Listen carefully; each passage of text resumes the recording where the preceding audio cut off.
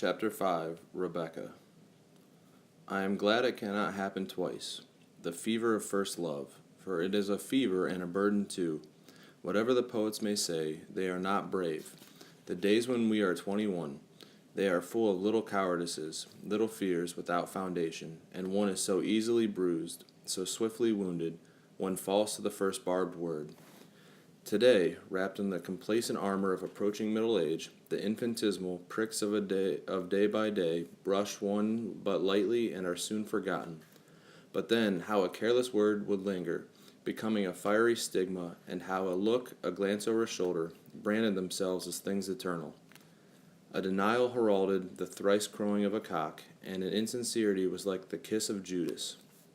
The adult mind can lie with untroubled conscience and a gay composure, but in those days even a small deception scoured the tongue, lashing one against the stake itself. "What have you been doing this morning?" I can hear her now, propped against her pillows with all the small irritability of the patient who is not really ill, who has lain in bed too long, and I, reaching to the bedside drawer for the pack of cards, would feel the guilty flush from patches on my neck. "I've been playing tennis with a professional," I told her, the false words bringing me to panic, even as I spoke, for what if the professional himself should come up to the suite, then that very afternoon, and bursting in upon her complain that I had missed my lesson for many days. "The trouble is, with me laid up like this, you haven't got enough to do," she said, mashing her cigarette in a jar of cleansing cream, and taking the cards in her hand, she mixed them in the deft, irritating shuffle of the inveterate player, shaking them in threes, snapping the backs. "I don't know what you would find to do with yourself all day," she went on. "You never have any sketches to show me, and when I do ask you to do some shopping for me, you forget to buy my Taxol. All I can say is that I hope your tennis will improve. It will be useful to you later on. A poor player is a great bore. Do you still serve underhand?" She flipped the queen of spades into the pool, and the dark face stared up at me like Jezebel. "Yes," I said, stung by her question, thinking how just and appropriate her word. It described me well. I was underhand. I had not played tennis with a professional at all. I had not once played since she had lain in bed, and that was little over a fortnight now. I wondered why it was I clung to this reserve, and why it was I did not tell her that every morning I drove with De Winter in his car, and lunched with him too, at his table in the restaurant. "You must come up to the net more. You will never play a good game until you do," she continued, and I agreed, flinching at my own hypocrisy, covering her queen with a weak-chinned knave of hearts. I have forgotten much of Monte Carlo, of those morning drives, of where we went, even our conversation, but I have not forgotten how my fingers trembled, cramming on my hat, and how I ran along the corridor and down the stairs, too impatient to wait for the slow winding of the lift, and so outside brushing the swing doors before the commissioner could help me. He would be there in the driver's seat, reading a paper while he waited, and when he saw me he would smile and toss it behind him in the back seat, and open the door, saying, "Well, how is the friend of the bosom this morning, and where does she want to go?" If he had driven round in circles it would not have mattered to me, for I was in that first flush stage when to climb into the seat beside him and lean forward to the windscreen hugging my knees was almost too much to bear. I was like a scrubby schoolboy with a passion for a sixth form prefect, and he kinder and far more inaccessible. "There's a cold wind this morning. You had better put on my coat." I remember that, for I was young enough to win happiness in the wearing of his clothes. Playing the schoolboy again, who carries his hero's sweater and ties it about his throat, choking with pride, and this borrowing of his coat, wearing it around my shoulders for even a few minutes at a time, was a triumph in itself, and made a glow about my morning. Not for me the languor and the subtlety I had read about in the books, the challenge and the chase, the swordplay, the swift glance, the stimulating smile. The art of provocation was unknown to me, and I would sit with his map upon my lap, the wind blowing my dull, lanky hair, happy in his silence yet eager for his words. Whether he talked or not made little difference to my mood. My only enemy was the clock on the dashboard, whose hands would move relentlessly to 1 o'clock. We drove east, we drove west, amidst the myriad of villages that cling to like limpets to the Mediterranean shore, and today I remember none of them. All I remember is the feel of the leather seats, the texture of the map upon my knee, its frayed edges, its worn seams, and how one day, looking at the clock, I thought to myself, "This moment now, at 20 past 11, this must never be lost," and I shut my eyes to make the experience more lasting. When I opened my eyes, we were by a bend in the road, and a peasant girl in a black shawl waved to us. I can see her now, her dusty skirt, her gleaming, friendly smile, and in a second we had passed the bend and could see her no more. Already she belonged to the past. She was only a memory. I wanted to go back again, to recapture the moment that had gone. And then it came to me that if we did, it would not be the same. Even the sun would be changed in the sky, casting another shadow, and the peasant girl would trudge past us along the road, in a different way, not waving this time, perhaps not even seeing us. There was something chilling in the thought, something a little melancholy, and looking at the clock, I saw that 5 more minutes had gone by. Soon we would have reached our time limit and must return to the hotel. If only there could be an invention, I said impulsively, that bottled up memory like a scent, and it never faded, and it never got stale. And then, when one wanted it, the bottle could be uncorked, and it would be like living the moment all over again. I looked up at him to see what he would say. He did not turn to me. He went on watching the road ahead. What particular moment in your young life do you wish to be uncorked? He said. I could not tell from his voice whether he was teasing me or not. I'm not sure, I began, and then blundered on, rather foolishly, not thinking of my words. I'd like to keep this moment and never forget it. Is that meant to be a compliment to the day or to my driving? He said as he laughed, like a mocking brother. I became silent, overwhelmed, suddenly, by the great gulf between us, and how this very kindness to me widened it. I knew then that I would never tell Mrs. Van Hopper about these morning expeditions, for her smile would hurt me as his laugh had done. She would not be angry, nor would she be shocked. She would raise her eyebrows very faintly, as though she did not altogether believe my story, and then with a tolerant shrug of the shoulders she would say, My dear child, it's extremely sweet and kind of him to take you driving, and the only thing is, are you sure it does not bore him dreadfully? And then she would send me out to buy Taxol. Patting me on the shoulder, what degradation lay in being young, I thought, and I fell to tearing at my nails. I wish, I said savagely, still mindful of his laugh and throwing discretion to the wind, I wish I was a woman of about 36, dressed in black satin with a string of pearls. You would not be in this car with me if you were, he said, and stop biting your nails. They are ugly enough already. You'll think me impatient and rude, I dare say, I went on, but I would like to know why you ask me to come out in the car day after day.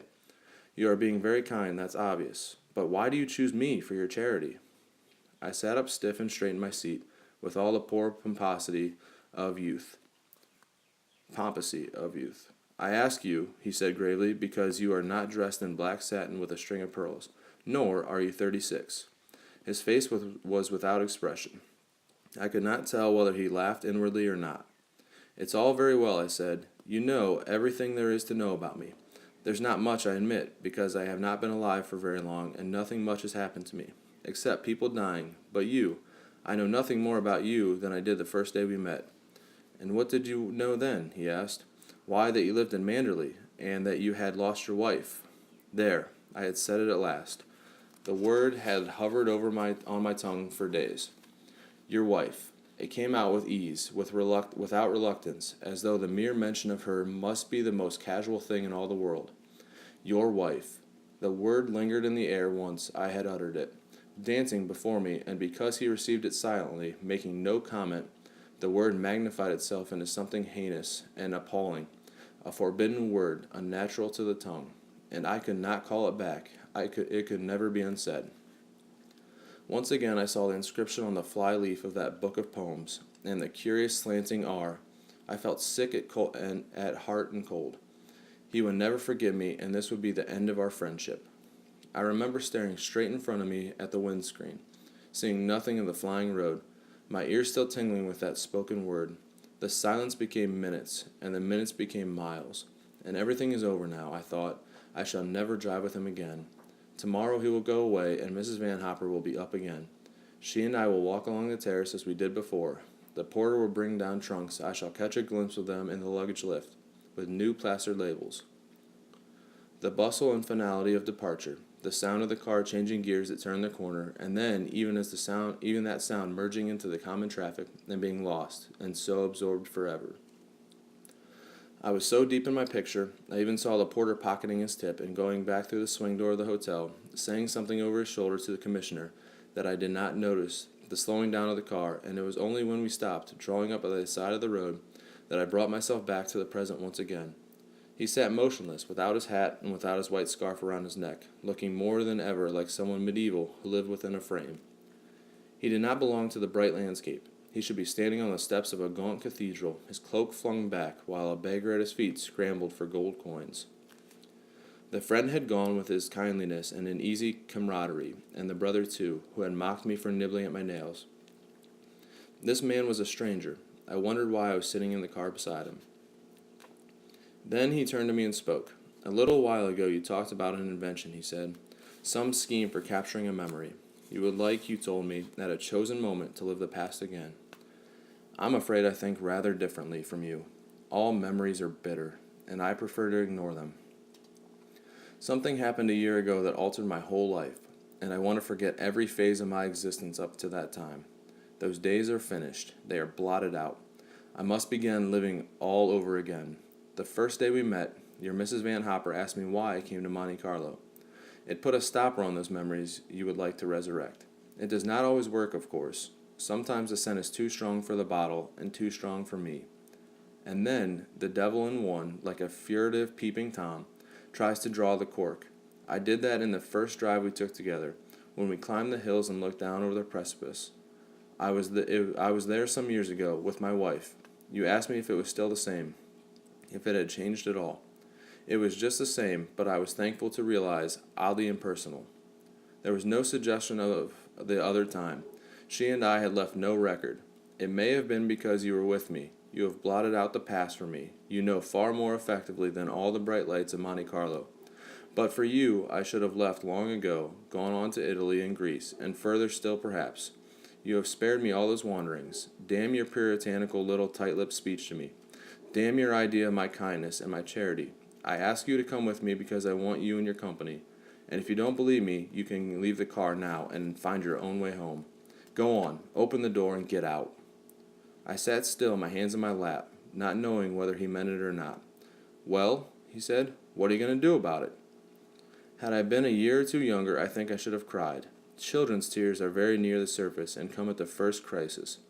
As it was, I felt them prick behind my eyes, felt the ready color flood my face, and catching a sudden glimpse of myself in the glass above the windscreen, saw in full the sorry spectacle that I made, with troubled eyes and scarlet cheeks, lank hair flapping under broad felt hat. "I want to go home," I said, my voice perilously near the trembling, and without a word he started up the engine, let in the clutch, and turned the car around the way that we had come. Swiftly we covered the ground, far too swiftly, I thought, far too easily, and the callous countryside watched us with indifference. We came to the bend in the road that I had wished to imprison as a memory, and the peasant girl was gone, and the color was flat, and it was no more, after all, than any bend in any road passed by 100 motorists. The glamour of it had gone with my happy mood, and at the thought of it my frozen face quivered into feeling. My adult pride was lost, and those despicable tears, rejoicing at their conquest, welled into my eyes and strayed upon my cheeks. I could not check them, for they came unbidden, and had I reached in my pocket for a handkerchief, he would have seen. I must let them fall untouched, and suffer the bitter salt upon my lips, plumbing the depths of humiliation. Whether he had turned his head to look at me, I do not know, for I watched the road ahead with blurred and steady stare. But suddenly he put out his hand and took hold of mine, and kissed it, still saying nothing, and then he drew his handkerchief on my lap, which I was too ashamed to touch. I thought of all those heroines of fiction, who looked pretty when they cried, and what a contrast I must make with blotched and swollen face, and red rims to my eyes. It was a dismal finish to my morning, and the day that stretched ahead of me was long. I had to lunch with Mrs. Van Hopper in her room, because the nurse was going out, and afterwards she would make me play bezique with all the tireless energy of the convalescent. I knew I should stifle in that room. There was something sordid about the tumbled sheets, the sprawling blankets, and the thumped pillows. And that bedside table, dusty with powder, split screen, and melting liquid roux, her bed would be littered with the separated sheets of the daily papers folded anyhow, while French novels with curling edges and the covers torn kept company with American magazines. The mashed stubs of cigarettes lay everywhere, in cleansing cream, in a dish of grapes, and on the floor beneath the bed. Visitors were lavish with their flowers, and the vases stood cheek by jowl in any fashion. Hothouse exotics crammed beside mimosa, while a great beribboned basket crowned them all, with tier upon tier of crystallized fruit. Later her friends would come in for a drink, which I must mix for them, hating my task, shy and ill at ease in my corner, hemmed in by their parrot chatter, and I would be a whipping boy again. Blushing for her when excited by her little crowd, she must sit up in bed and talk too loudly, laugh too long, reach to the portable gramophone and start a record, shrugging her large shoulders to the tune. I preferred her irritable and snappy, her hair done up in pins, scolding me for forgetting her taxol. All this awaited me in the suite, while he, once he had left me at the hotel, would go away somewhere alone, towards the sea perhaps, feel the wind on his cheek, follow the sun, and it might happen that he would lose himself in those memories that I knew nothing of, that I could not share. He would wander down the years that were gone. The gulf that lay between us was wider now than it had ever been before, and he stood away from me, with his back turned on the further shore. I felt young and small and very much alone, and now, in spite of my pride, I found his handkerchief and blew my nose, throwing my drab appearance to the winds. It could never matter. To hell with this, he said suddenly, as though angry, as though bored, and he pulled me beside him and put his arm around my shoulder. Still looking straight ahead of him, his right hand on the wheel, he drove, I remember, even faster than before. I suppose you are young enough to be my daughter, and I don't know how to deal with you, he said. The road narrowed then to a corner, and he had to swerve to avoid a dog. I thought he would release me, but he went on holding me, beside him, and when the corner was passed and the road came straight again, he did not let me go. You can forget all I said to this morning, he said. That's all finished and done with. Don't let's ever think of it again. My family always calls me Maxim. I'd like you to do the same. You've been formal with me long enough. He felt for the brim of my hat and took hold of it, throwing it over his shoulder to the back seat, and then bent down and kissed the top of my head. Promise me you will never wear black satin, he said. I smiled, and he laughed back at me, and the morning was gay again. The morning was a shining thing. Mrs. Van Hopper in the afternoon did not matter a flip of the finger. It would pass so quickly, and then there would be tonight, and another day tomorrow. I was cocksure, jubilant, and at that moment I almost had the courage to claim equality. I saw myself strolling into Mrs. Van Hopper's bedroom rather late for my bezique, and when questioned by her, yawning carelessly, saying, I forgot the time. I've been lunching with Maxim. I was still child enough to consider a Christian name like a plume in the hat, though from the very first he had called me by mine. The morning, for all its shadowed moments, had promoted me to a new level of friendship. I did not lag so far behind as I had thought. He had kissed me too, a natural business, comforting and quiet, not dramatic as in books, not embarrassing. It seemed to bring about an ease in our relationship. It made everything more simple. The gulf between us had been bridged after all. I was to call him Maxim, and that afternoon playing bezique with Mrs. Van Hopper was not so tedious as it might have been, though my courage failed me and I said nothing of my morning, for when gathering her cards together at the end and reaching for the box, she said casually, Tell me, is Max de Winter still in the hotel? I hesitated a moment like a diver on the brink, then lost my nerve and my tutored self-possession, saying, Yes, I believe so. He comes into the restaurant for his meals. Someone has told her, I thought. Someone has seen us together. The tennis professional has complained. The manager sent a note, and I waited for her attack. But she went on putting the cards back into the box, yawning a little while I straightened the tumbled bed. I gave her the bowl of powder and the roux compact and the lipstick, and she put away the cards and took up the hand glass from her table by her side. Attractive creature, she said, but queer-tempered, I should think. Difficult to know. I thought he might have made some gesture of asking one to Manderley that day in the lounge, but he was very close. I said nothing. I watched her pick up the lipstick and outline a bow upon her hard mouth. I never saw her, she said, holding the glass away to see the effect, but I believe she was very lovely, exquisitely turned out, and brilliant in every way.